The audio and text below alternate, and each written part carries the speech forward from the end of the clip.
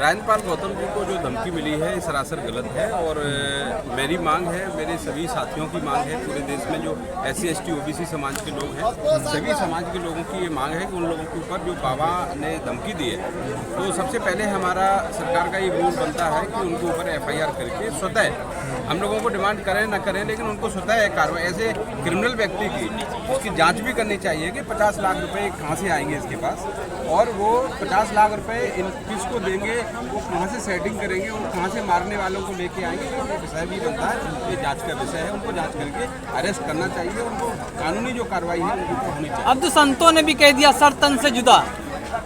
देखिए, कोई भी सर तन से जुदा का अगर कोई नारा लगाता है हमारे देश में तो सरासर गलत है। किसी भी प्रकार की आज़ादी सर जो किसी को मर्डर करने का किसी को पावर नहीं है, किसी के पास इतनी, संविधान हमको सबको बराबर जीने का अधिकार देता है और संविधान ने ही हमें ताकत दी है। आर्टिकल 19 कहता है कि हम क्या खाएंगे, क्या पहनेंगे, क्या बोलेंगे, ये हमारी स्वतंत्रता है। संविधान के दायरे में हम रह करके किसी भी चीज़ को बोल सकते हैं। अब रही बात 22 प्रतिज्ञाओं की, तो 22 प्रतिज्ञाएँ माननीय राजेंद्रपाल गौतम जी ने खुद नहीं ली है। उन्होंने बाबा साहब डॉक्टर भीमराव अम्बेडकर के संविधान जो हमारे 1956 में नागपुर में 10 लाख लोगों के साथ में 22 प्रतिज्ञाएं पहले ले चुके हैं, तो उनकी प्रतिज्ञाएं बाबा साहब माननीय राजेंद्रपाल गौतम जी ने दोहराई है, तो इसमें गलत नहीं है। राजेंद्रपाल गौतम जी का कोई इसमें गलत है ही नहीं। लेकिन हिंदू धर्म तो खतरे में आ गया ना, अब तो 22 प्रतिज्ञा करा के कितने लोगों को बौद्ध बना दिया हिंदू धर्म से। देखिए भैया, हिंदू धर्म पहली बात तो ये है कि कोई खतरे में नहीं है और जिनके लिए खतरे में है वो खतरे में अपने लिए बना के रखे। न कभी हिंदू धर्म की हमने कोई पैरवी की है और हमें हिंदू धर्म से कोई मतलब भी नहीं है। हमारा तो मानवता का धर्म है, इंसानियत का धर्म है। बाबा साहब डॉक्टर भीमराव अम्बेडकर से लेके हमारे सभी महापुरुषों ने हमें ये बताया है कि हमारे देश में सबसे बड़ा धर्म है तो मानवता का धर्म है, तो हम उस धर्म को मानते हैं। हमें हिंदू धर्म की या किसी भी धर्म की कोई बात नहीं करनी है। अगर हिंदू धर्म की कोई भी लोगों की आहत होती है, आस्था आहत होती है, तो वो उनका विषय है। वो कैसे भावनाओं को आहत कर रहे हैं। देखो, भावनाओं की आहत तो उनका देखा जाए जो हजारों साल से शोषित है। इनका हजारों साल से जो हक और अधिकार मारा जा रहा है, छीना जा रहा है, तो भावना का अधिकार उनको मारा गया है कि जो आज राजेंद्रपाल गौतम जी ने जो लिया है प्रतिज्ञा, उनके वजह से क्या मारा जा रहा है। ये तो सारे के सारे खेल रचा हुआ है। देखिए, इस पर आम आदमी पार्टी को का स्टैंड क्या होता है, क्योंकि केजरीवाल एक भी PC नहीं करते, उनके खिलाफ बयान नहीं देते हैं। राजेंद्रपाल गौतम से मंत्रालय भी छीन लिया जाता है। वहीं पर अगर मनीष सिसोदिया हो या सत्येंद्र जैन हो, उनके लिए बार बार PC की जाती है। राजेंद्रपाल गौतम एक SC कम्युनिटी से आते हैं और SC ST OBC इस कम्युनिटी का व्यक्ति अगर कहीं भी अपने हक और अधिकार की बात करता है, तो ये जो कंपनियां हैं, चाहे भारतीय जनता पार्टी नाम की एक कंपनी है, चाहे पार्टी है सर, कंपनी कहाँ पार्टी? मैं तो इसको कंपनी मानता हूँ, आप उसको पार्टी कह लो, हमें कोई मतलब नहीं है, लेकिन हम तो इसको ऐसी कंपनियां बोलते हैं। ये कंपनियां हमारे देश में, इनके जो डायरेक्टर हैं एक किस विचारधारा के, उनके यहाँ नौकर कौन कौन है, तो ये लोग नौकर, कोई भी व्यक्ति अगर वहाँ पे जाके अपनी सदस्यता लेता है। आम आदमी पार्टी का स्टैंड क्या है? मतलब आम आदमी पार्टी का ना स्टैंड पहले था ना आज है। ये RSS की दलाल पार्टी है और RSS का हिस्सा है। अब हम लोगों को इस चीज से अच्छी तरह से जागरूकता होनी चाहिए।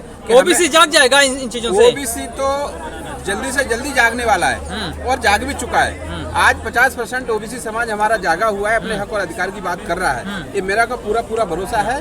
और OBC महासभा लगातार मध्य प्रदेश से लेकर पूरी दिल्ली में OBC महासभा का एक विशाल मध्य प्रदेश से ही आए। मध्य प्रदेश से एक व्यक्ति हमारा OBC समाज OBC महासभा के नेतृत्व में खड़ा है।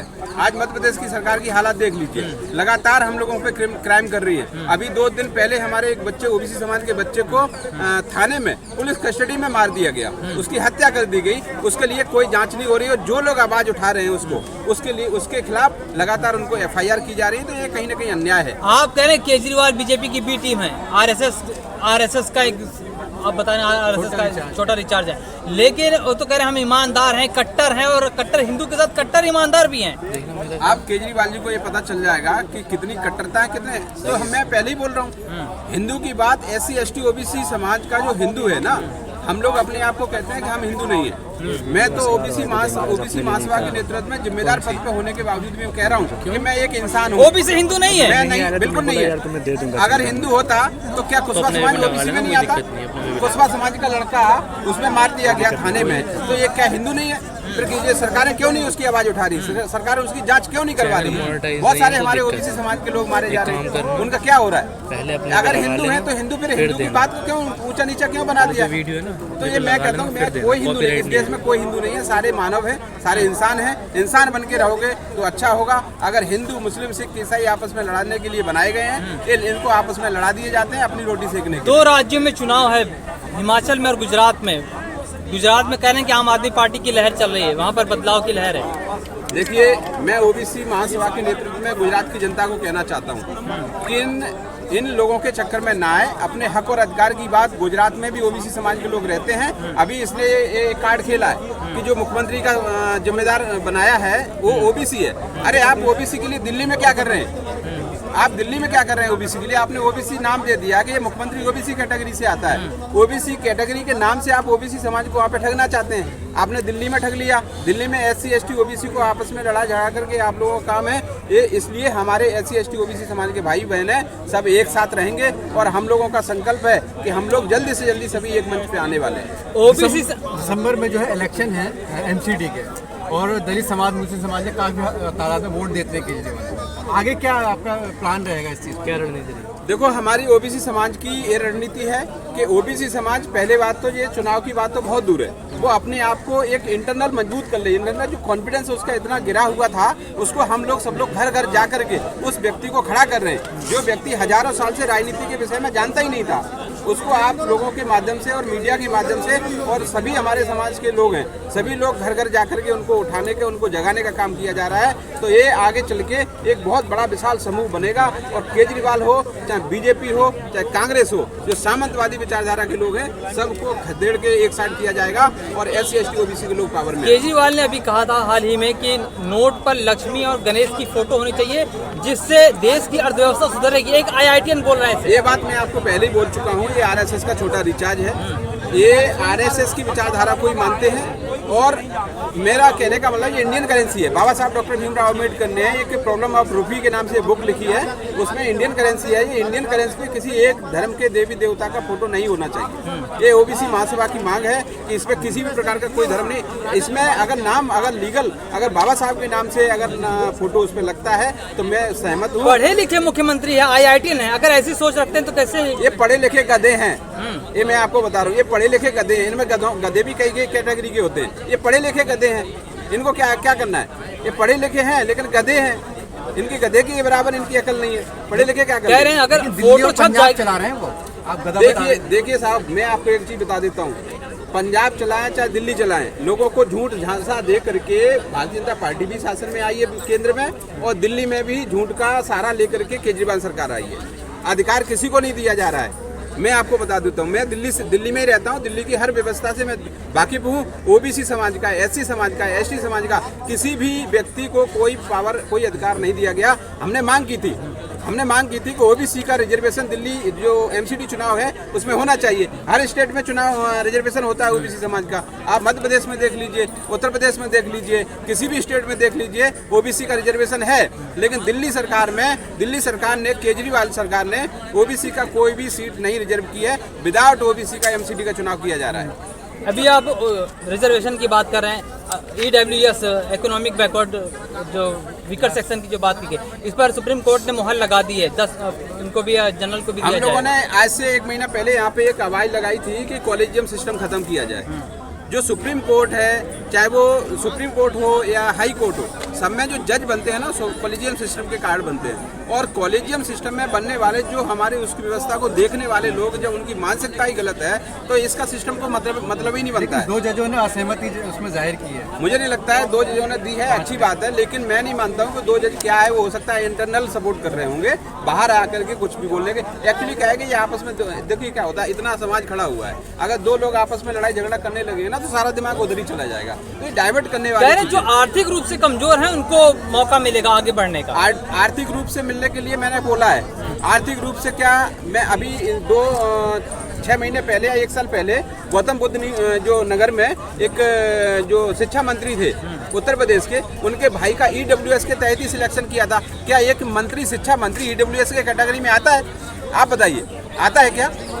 उसका सिलेक्शन ईडब्ल्यूएस ने कैसे किया? आप गरीब के नाम से आप घोटाला करना चाहते हैं, गरीब के नाम से आप घोटाला करके आप जो नुकसान किसका है इससे? ईडब्ल्यूएस से नुकसान किसका होगा? ओबीसी समाज का होगा। देखिए ओबीसी समाज का तो ऑलरेडी पहले से नुकसान है ही है। हम चाहते हैं किसी का भी अधिकार पूरी तरीके से नहीं मिला है, न एससी का मिला। एससी की आप जो हमारे प्रेजेंटेशन देख ली हर विभाग में पूरी नहीं हुई है। ओबीसी की तो बिल्कुल भी नहीं हुई है। किसी भी समाज की, किसी भी कैटेगरी की पूर्ण तरीके से ईमानदारी से किसी को लोगों को नहीं दिया गया है। तो मैं सब लोगों से एक निवेदन करता हूं कि ये सरकारें हमारी जो है ना वो एससी एसटी ओबीसी समाज के हक मारने के लिए बैठी हैं। लगातार ये हमारे हक को मारना चाहती हैं। हम लोग तैयार हैं और हम लोग लगातार अपने हक के लिए लड़ते ओबीसी रहेंगे। महासभा किस तरह से आवाज उठाएगी ईडब्ल्यूएस के खिलाफ? आंदोलन हमारे बाबा साहब डॉक्टर भीमराव अम्बेडकर ने हमें ताकत दी है कि अगर आपकी बात कोई सरकार नहीं सुनती है तो शांतिपूर्वक अहिंसात्मक तरीके से हम लोग आंदोलन करेंगे। यही तो मेरे पास आंदोलन तो बहुत कर चुके, किसान भी कर चुके, युवा भी कर रहे हैं, लेकिन कोई सुनवाई नहीं है। देखिए हमारे पास एक ही रास्ता है, हम किसी को मार नहीं सकते।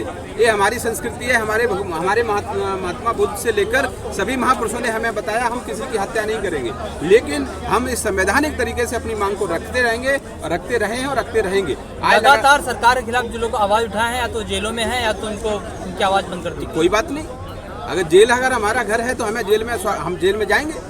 हमें क्या बुराई है जेल में जाने के लिए? आंदोलन से सबक सिखाएंगे, जो इलेक्शन आ रहा है उसमें भी सबक सिखाएंगे। देखिए आंदोलन से क्या होता है, आंदोलन से लोगों के अंदर एक जागरूकता आती है और हम घर घर जाकर के लोगों के अंदर ये बात बोल रहे हैं। एससी एसटी ओबीसी के लोगों को घर घर जाके बता रहे हैं कि आप लोग अपने वोट को इस तरीके से बेचना मत। इनको कोई भी खरीदने आए आपके यहाँ 500 रुपये में, 1000 रुपये में, बिल्कुल हमारे वोट बिकाऊ नहीं है। हम लोग अपनी पावर दिखाएंगे। हमारा सारा जो समाज है ना एससी एसटी ओबीसी समाज का लोग अब बिल्कुल संगठित हैं और इनको हम वोट दे करके इनको जवाब देंगे कि आप हमारी जो वोट की ताकत है। हम लोगों ने पहले ही नारा दिया है कि वोट हमारा राज तुम्हारा, नहीं चलेगा नहीं चलेगा। जिसकी जितनी संख्या भारी उसकी उतनी हिस्सेदारी। ये हम सब लोग देखो ओबीसी महासभा के नेतृत्व में आज हम राज्यपाल गौतम के समर्थन में आए हैं। तो हमारा कहने का उद्देश्य यह है कि सारे एससी एसटी ओबीसी समाज के साथ ही अब एकजुट हैं। हमारे राज्यपाल गौतम जी के साथ, हमारी बहन जी के साथ भी अन्याय हुआ। बहन जी ने भी, हमारी प्रियंका पासवान जी ने एक कमेंट किया था जो देखिए महिला का अपमान हो जाए कोई अपमान नहीं है। महिला अगर किसी के लिए बोल दे तो महिला के कलम कर दो, ये कहाँ का न्याय है? तो ऐसा नहीं, हम लोग ऐसा स्वीकार नहीं करेंगे। नारी शक्ति की बात करते हैं मोदी जी जो हैं 15 अगस्त के दिन। हाथी के दांत देखे हैं ना, खाने वाले अलग होते हैं, काटने वाले जो दांत खाना चबाने वाले वो अलग होते हैं। वो हमारे मोदी जी सरकार और ओबीसी समाज से भी आते हैं, आप ही के समाज से। साहब 2001 के बाद जातिगत जनगणना जो 2001 में हुई थी वो जातिगत जनगणना भी नहीं हुई थी, लेकिन ओबीसी समाज में मुख्यमंत्री खुद थे जो केजरीवाल इनका मोदी जी खुद मुख्यमंत्री गुजरात के थे। इन्होंने अपनी जाति को ओबीसी में डाला है षड्यंत्र पूर्वक। आज वो हमारा अधिकार छीन रहे हैं, ये जानबूझ करके किया गया। ये ओबीसी नहीं है। ओबीसी का एक मुखड़ा लगा के कि ओबीसी भाई है, ओबीसी भाई है।